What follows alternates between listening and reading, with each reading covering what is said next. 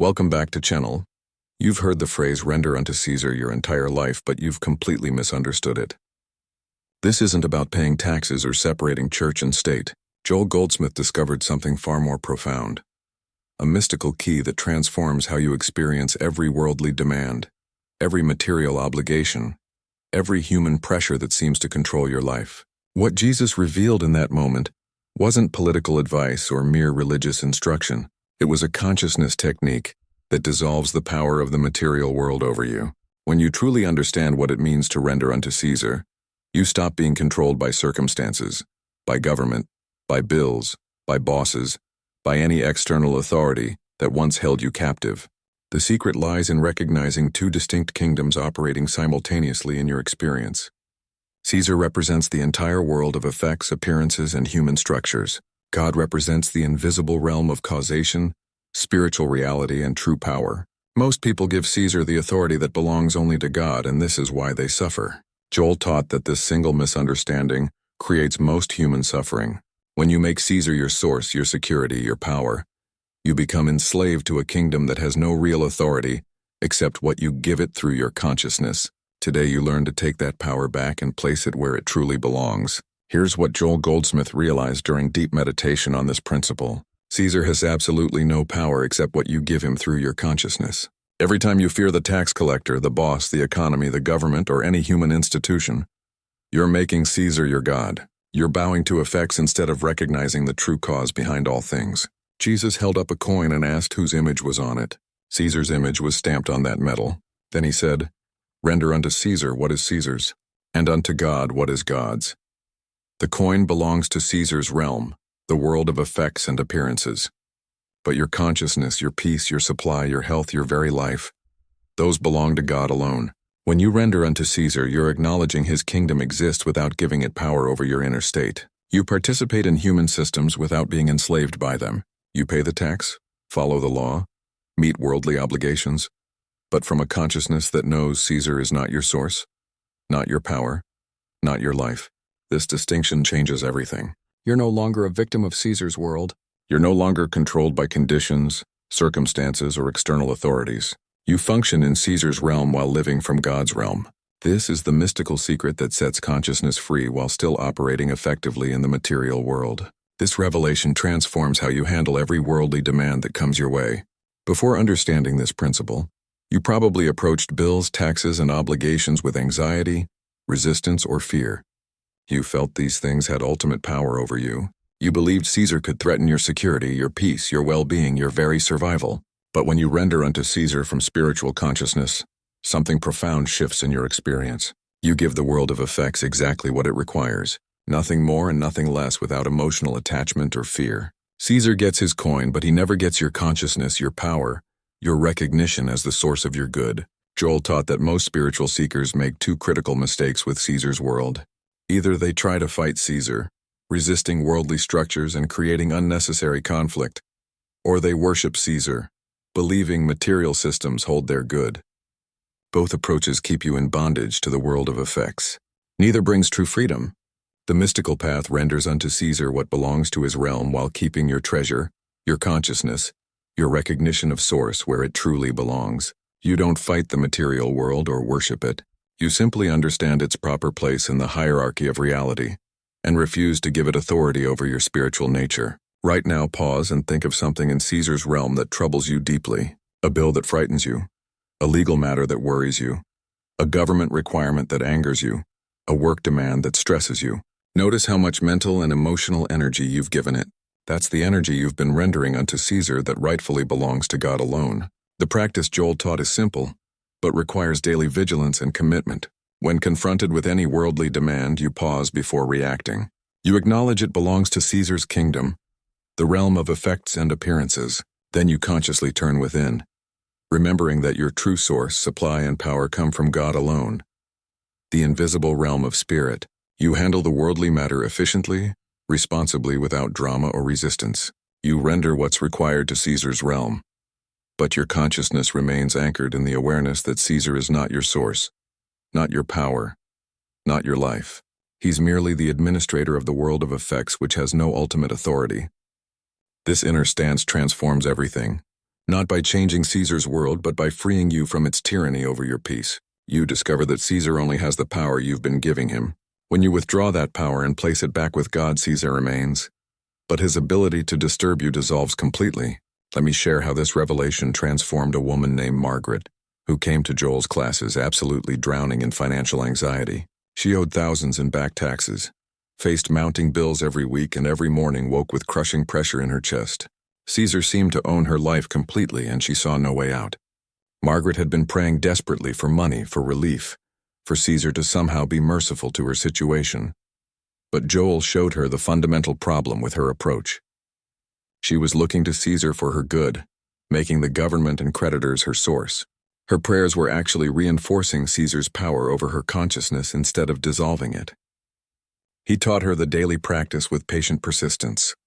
Each morning, before looking at bills or checking bank statements, she would sit in silence and recognize God as her only source. Caesar's demands existed. Yes, they were real in his realm, but they had no power to diminish the infinite supply of spirit that was her true source. Within 3 months of consistent practice, unexpected channels opened in ways she never could have predicted. A former employer discovered an accounting error and sent a substantial check. A forgotten investment matured at the perfect time. Her sister offered help without even being asked. But more importantly than any of this, Margaret's inner state transformed completely. Caesar no longer terrorized her consciousness. Another powerful story involves Robert, a successful businessman who felt trapped by government regulations and corporate structures. He deeply resented every compliance requirement, every tax form, every bureaucratic demand. His constant resistance created friction and stress that was literally affecting his physical health and destroying his peace. Joel helped him see that resistance to Caesar is still giving Caesar tremendous power over your consciousness. Fighting the world of effects keeps you bound to it just as much as worshiping it does. Robert needed to learn true spiritual detachment, which isn't withdrawal from the world but participation without enslavement to outcomes or conditions. Robert began practicing what Joel taught, rendering unto Caesar cheerfully, efficiently, without internal protest or resentment. He met every requirement that Caesar's world demanded, but from a consciousness that knew these worldly structures had no power over his true being, his peace, or his spiritual supply. The shift wasn't in Caesar's world but in Robert's relationship to it. His business didn't suddenly become regulation-free or magically easier, but Robert found himself flowing through requirements with remarkable ease. Compliance took far less time and energy. Unexpected solutions appeared for complex problems. His health improved dramatically as the internal resistance dissolved. Caesar remained Caesar, but Robert was finally free from Caesar's control over his inner state. The deeper truth Joel revealed is that Caesar himself is ultimately an illusion of power.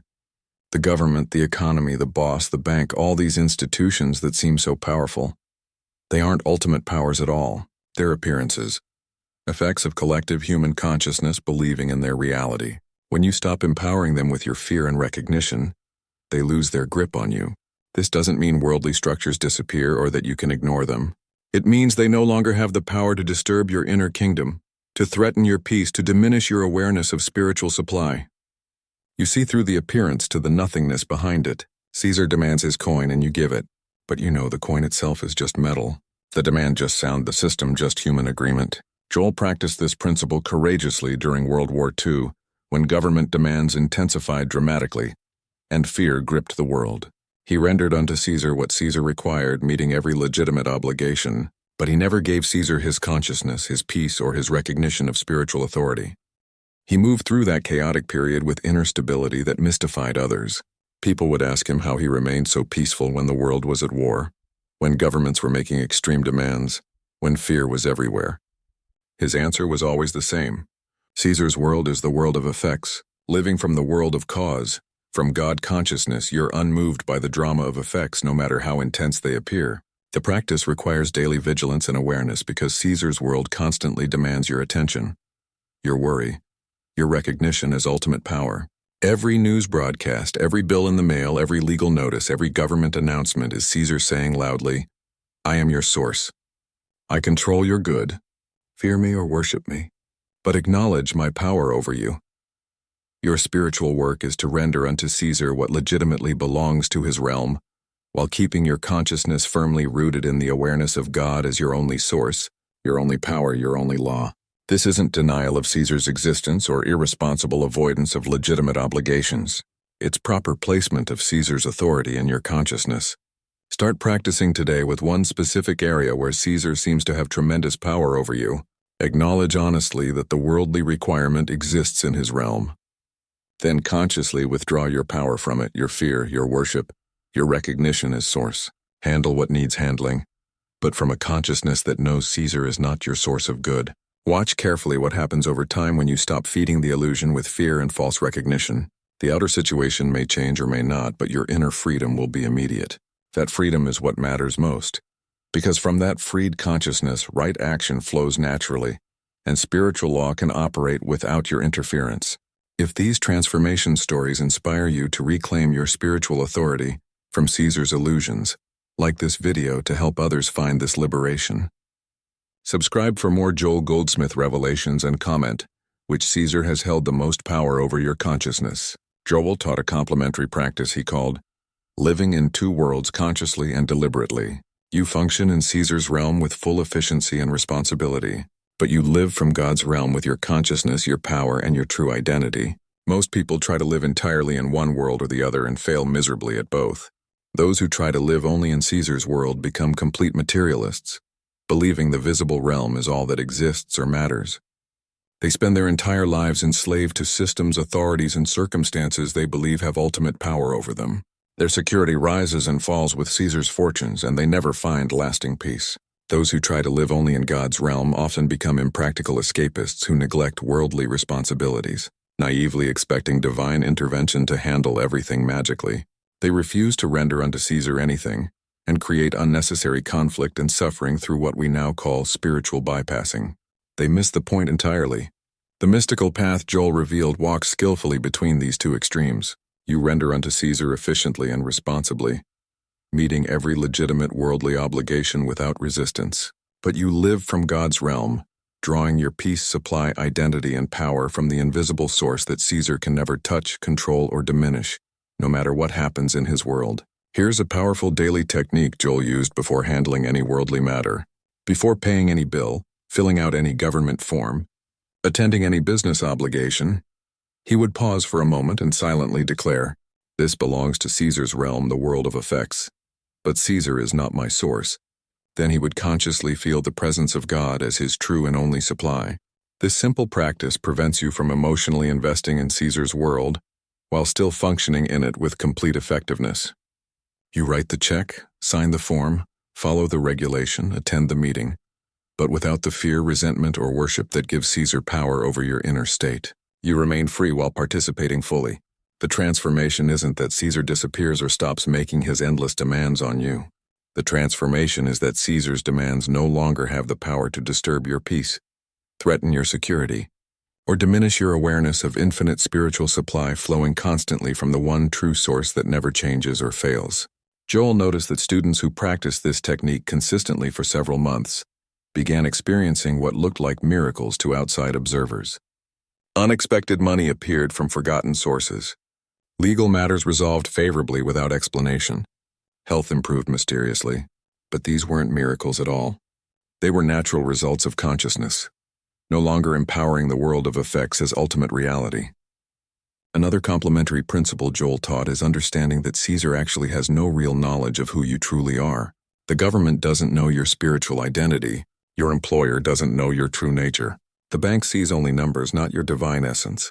Caesar only knows the external persona, the character you play temporarily in his world of appearances. This means Caesar's judgments, demands, and pressures are all addressed to a false sense of self, not to your true spiritual identity as God's expression. When you render unto Caesar, you're allowing the worldly persona to fulfill worldly obligations, while your real self remains completely untouched, undiminished, unlimited by anything Caesar thinks or does. Joel would say with great clarity, "Let Caesar have his piece of paper with your name on it, his record in his filing system, his category for you in his database. None of that touches who you really are as God's beloved child, a spiritual consciousness as infinite being temporarily expressing in human form for a brief moment." This understanding brings tremendous freedom to your daily experience. You can function effectively in Caesar's world without identifying with Caesar's limited version of you. You play the role required with skill while knowing deeply it's not your true identity. Caesar gets his coin and his compliance, but he never gets the real you, the spiritual being you truly are. The final complementary practice is recognizing consciously that your true treasure belongs to God alone and cannot be touched by Caesar. Jesus said, "Where your treasure is, there your heart will be also." If your treasure is stored in Caesar's realm, in money, status, security systems, or worldly recognition, then Caesar owns your heart and controls your peace completely. But when your treasure is your consciousness, your spiritual awareness, your inner contact with divine presence, your realization of truth, then Caesar can take absolutely nothing of real value from you. He might demand the coin, the tax, the compliance, but the coin was never your treasure anyway. Your treasure remains safely stored in consciousness where Caesar cannot reach it. Joel lived this principle completely and courageously throughout his life. He owned very little, traveled light, and held no attachment to worldly possessions or positions of power. Not because he rejected Caesar's world or thought material things were evil, but because he absolutely refused to store his treasure there where it could be lost or stolen. Practice consciously moving your treasure from Caesar's realm to God's realm over time. Let worldly things come and go freely without clutching them. Render unto Caesar whatever he demands without resentment. But keep your treasure, your true value, your real security in the consciousness of spiritual reality that no worldly power can ever touch, tax, regulate, or diminish in any way. Now let's address honestly the challenges you'll face when practicing this revelation in daily life. The first major obstacle is that your mind has been thoroughly conditioned for decades to see Caesar as ultimate power. Every institution, every authority figure, every system constantly reinforces this belief from childhood. Breaking this deep conditioning takes time, patience, and daily vigilance. You'll find yourself slipping back into old patterns of fear. When the tax notice arrives or when the boss makes unreasonable demands, your body will react with stress before your consciousness can intervene. This is completely normal and doesn't mean you're failing. The practice isn't to never feel fear, but to recognize when Caesar has recaptured your consciousness and gently return your awareness to God as your source. Joel warned students repeatedly not to feel guilty or defeated about these slips into old consciousness. Your entire nervous system has been trained since birth to react to Caesar's demands with automatic stress responses. Rewiring these deep neurological patterns happens gradually through consistent practice, not through willpower or demands for spiritual perfection. Be patient and compassionate with yourself. The key is developing the ability to catch yourself quickly when you've unconsciously given Caesar power over your inner state. Notice the anxiety rising, the resentment building, or the worship of worldly systems creeping in. Then consciously and deliberately withdraw that power and redirect it to your awareness of spiritual source. Each time you do this successfully, the old pattern weakens and the new pattern strengthens. The second significant challenge is that people around you won't understand this practice at all and may actively resist it. They'll think you're being irresponsible if you're not constantly worried about Caesar's demands, or they'll think you're being dangerously naive about worldly realities. Their consciousness is still completely empowering Caesar, and they'll unconsciously try to pull you back into that limited awareness. Joel experienced this resistance constantly throughout his teaching ministry. Students would approach him anxiously saying, "But Joel, don't you worry about the government, the economy, the war, the threats." He would respond patiently that worry doesn't help anyone and actually empowers the very things you fear. Rendering unto Caesar without emotional investment is far more responsible than anxious compliance born of fear. You don't need to explain this mystical practice to others who aren't ready to hear it. Simply live it quietly and consistently in your own experience. Handle worldly obligations efficiently without the drama others create around them. Your unexplained peace in the face of Caesar's demands will be mysterious and sometimes threatening to those who haven't discovered this liberating secret. Some people will actually resent your freedom from Caesar's control over consciousness. Their entire identity is so wrapped up with Caesar's world that they unconsciously need everyone else to validate it by also being anxious and controlled. Don't argue with them or try to defend your practice. Simply continue rendering unto Caesar while keeping your consciousness peacefully anchored with God. The third challenge that frustrates many practitioners is that this practice doesn't always produce instant worldly results that you can see and measure. You might render unto Caesar from spiritual consciousness faithfully and still face ongoing demands, still have bills to pay, still deal with bureaucratic complications. This can strongly tempt you to think the practice isn't working and to abandon it. But remember clearly that the primary transformation is in consciousness, not necessarily in Caesar's external world. The practice is genuinely working when your peace remains intact, despite continuing worldly demands. That inner freedom, that liberation of consciousness is the real victory. Even if external circumstances change slowly, or sometimes not at all in visible ways. Joel had many students who practiced faithfully for months before seeing significant external shifts in their circumstances. But the internal transformation was often immediate and profound.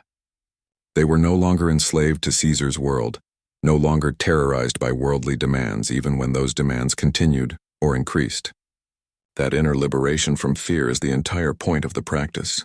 Trust the process deeply, even when Caesar's world seems completely unchanged by your new consciousness. Your spiritual job is to keep your consciousness anchored in spiritual reality, to render unto Caesar what's required without giving him power over your peace. The external results will follow naturally in ways and timing you cannot predict, control, or even imagine from your current perspective. The fourth challenge is subtle but absolutely crucial to understand.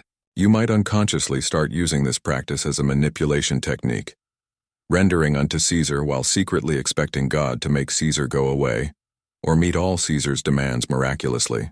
This is still giving Caesar tremendous power, by desperately wanting him changed to match your preferences. True practice means developing genuine detachment from outcomes in Caesar's realm. You render unto Caesar and completely leave the results to spiritual law operating beyond your understanding. Maybe Caesar's demands decrease, maybe they don't. Maybe money appears, maybe you adjust peacefully to less. Your peace cannot depend on Caesar's world conforming to your personal preferences and expectations. Joel called this the critical difference between treatment and realization. Treatment tries to use spiritual truth as a tool to change conditions you don't like. Realization rests peacefully in spiritual truth regardless of what conditions appear.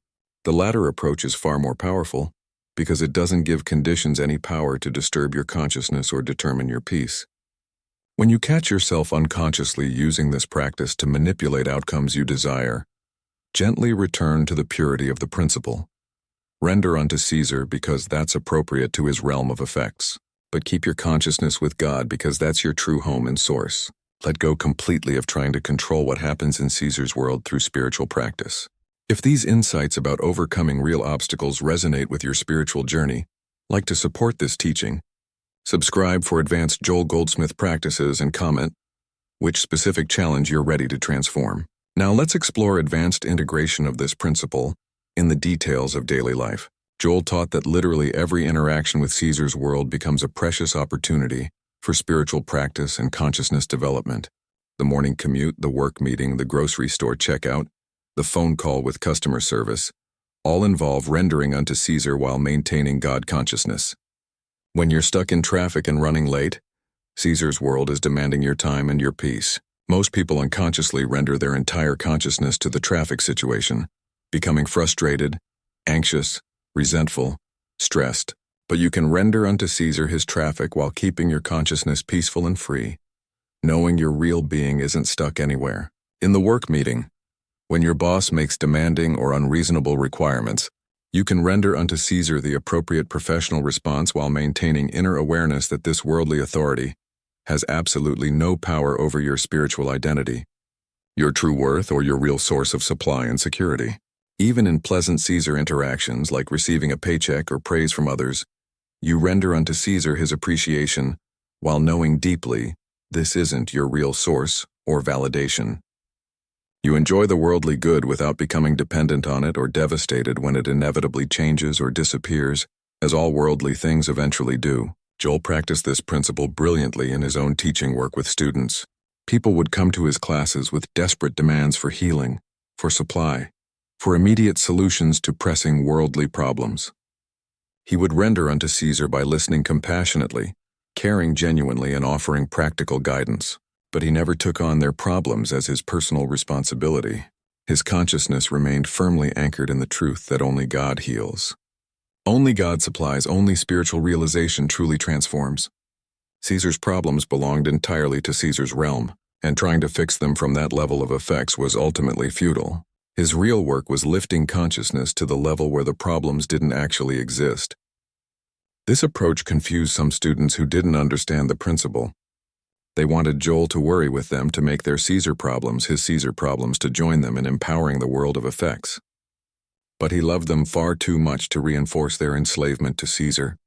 He would render unto their human needs while consistently pointing their consciousness toward divine reality. You can practice this same principle in your relationships with loved ones. When family or friends come to you with Caesar problems, fears about money, anxiety about health, worry about circumstances, render unto Caesar by listening compassionately and caring genuinely. But don't join them in empowering Caesar. Gently and lovingly point toward the consciousness that dissolves Caesar's tyranny over peace. An advanced aspect Joel would emphasize today is that Caesar constantly evolves and adapts his methods of control. Today's Caesar includes technology platforms, social media algorithms, digital surveillance systems, artificial intelligence that tracks and influences your behavior. The external forms change dramatically, but the underlying principle remains exactly the same. Don't give these systems power over your consciousness. You can use technology freely, engage with digital platforms, participate in modern systems without being enslaved by them psychologically. Render unto digital Caesar his data, his clicks, his required participation, but never give him your peace, your identity, your sense of worth, or your recognition as the source of truth or human connection. Joel would marvel at how thoroughly and subtly modern Caesar monitors and influences consciousness through technology. But the solution remains timeless and unchanged. Acknowledge these systems exist and function in them when appropriate. But maintain constant awareness that they have no power over your true self, your spiritual reality, or your divine source of life and good. The practice extends critically to how you consume news and information daily. Caesar's world constantly broadcasts messages carefully designed to capture consciousness, to create fear, division, dependency, or worship of worldly systems and authorities. Render unto Caesar his new cycle and information, but absolutely don't render him your peace or your spiritual awareness of what's truly real and eternal. Perhaps the most advanced integration is applying this principle to your own human sense of self. Your ego, your personality, your human character with all its traits is also part of Caesar's realm. It's the temporary interface through which you function in the material world. But it's not who you really are at the deepest level of being. When you render unto Caesar, you're also rendering unto your human self whatever it legitimately needs to function. Food, rest, appropriate self-care, emotional processing, human connection, but you don't identify with it completely or give it ultimate authority over your consciousness. Peace or spiritual identity is God's eternal expression. Joel experienced this profound principle deeply in his own consciousness. He had a human personality with definite preferences, habits, and characteristics that others recognized. He rendered unto that human self what it needed. But he knew his true identity was spiritual consciousness itself, not the temporary human form expressing it. This brought remarkable freedom from self-concern. You can practice this liberating awareness by observing your human self with compassionate detachment daily. Notice its fears, desires, reactions, and needs without complete identification. Render unto it appropriate care and attention, but maintain awareness of the spiritual reality, peacefully watching all of this. The consciousness that exists beyond Caesar's realm entirely and cannot be touched by anything in his world. Now we arrive at the ultimate transformation this revelation produces when practiced consistently over time. When you faithfully render unto Caesar what's Caesar's and unto God what's God's, something profound and permanent happens in your consciousness. The boundary between these two realms becomes crystal clear, and you're no longer confused about where power actually resides. You completely stop fighting Caesar or worshiping Caesar. You stop resenting worldly demands or depending desperately on worldly systems. Caesar's world continues exactly as before with all its demands and drama, but it no longer has any power to disturb your inner kingdom, to threaten your security, or to define your identity and worth. Joel lived in this transformed consciousness until his final breath on this earth. Governments rose and fell. Economies boomed and crashed. World events created chaos and fear all around him, but his inner state remained unshakably anchored in spiritual reality. He rendered unto all these changing conditions their appropriate response, without ever giving them power over his consciousness. This is the exact freedom available to you right now in this moment. Not freedom from Caesar's demands, which continue as long as you're in human form, but freedom in the midst of them. Not escape from the material world, but complete liberation while functioning fully and effectively within it. This is the mystical secret Jesus revealed when he held up that coin 2,000 years ago. The practical result of sustained practice over months and years is that you develop what Joel called spiritual immunity to worldly conditions. Caesar's world no longer has the power to infect your consciousness with fear, anxiety, or false dependence on material conditions. You move through it like someone immune to a disease that devastates and controls others completely. This doesn't make you cold, uncaring, or disconnected from human suffering. Actually, you become far more effective in Caesar's world because you're not paralyzed by fear or driven by desperate grasping and attachment. You handle worldly matters with clarity, efficiency, and appropriate concern without losing your center in spiritual reality for even a moment. People begin to notice something distinctly different about your energy and presence. You're responsible but not anxious. You're engaged but not enslaved. You participate fully in life but remain mysteriously free from the drama.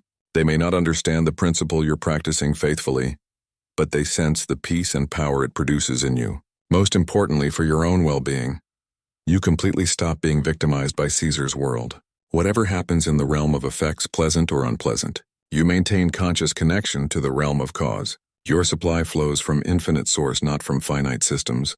Your peace comes from God, not from conditions. Your identity is spiritual and eternal, not material and temporary. Joel's final teaching on this principle addresses the ultimate question that troubles seekers. What happens when Caesar demands what seems completely impossible to render? When the tax is too high, the diagnosis too severe, the requirement beyond your capacity, the situation beyond your resources. This is where spiritual consciousness must be at its strongest and clearest. Even in these extreme situations, you render unto Caesar his realm while keeping consciousness firmly with God. You acknowledge the worldly situation honestly, without giving it ultimate power over your peace or sense of possibility. You take appropriate worldly action while maintaining awareness that spiritual law operates far beyond Caesar's laws, that divine possibilities exceed all human limitations. This isn't denial of reality or merely positive thinking trying to paint over problems. It's the deep recognition that Caesar's world is the world of effects, and effects can change dramatically when consciousness connects with cause. You don't fight the impossible demand or pretend it doesn't exist. You render unto it appropriate attention, while opening completely to spiritual solutions beyond your current understanding. Joel witnessed countless situations over his decades of teaching that seemed absolutely impossible in Caesar's terms dissolve completely when consciousness shifted genuinely to spiritual reality. Not through magical thinking or wishful hoping, but through genuine realization that Caesar doesn't have final authority over anything, despite his very impressive appearance of power and control. Here is your new life. Your completely transformed consciousness after understanding what it truly means to render unto Caesar. You wake each morning fully aware of two kingdoms operating simultaneously in your experience, and you consciously choose which one receives your allegiance, your power, your recognition as the source of your good. Caesar's world makes its endless demands throughout your day as it always has. Bills arrive in the mail. Authorities make their requirements. Systems exert pressure. Circumstances challenge you constantly. But absolutely none of this disturbs your inner kingdom anymore. You render unto each what's appropriate while your consciousness remains peacefully anchored in spiritual reality. You've completely stopped making Caesar your god and master. The government isn't your source.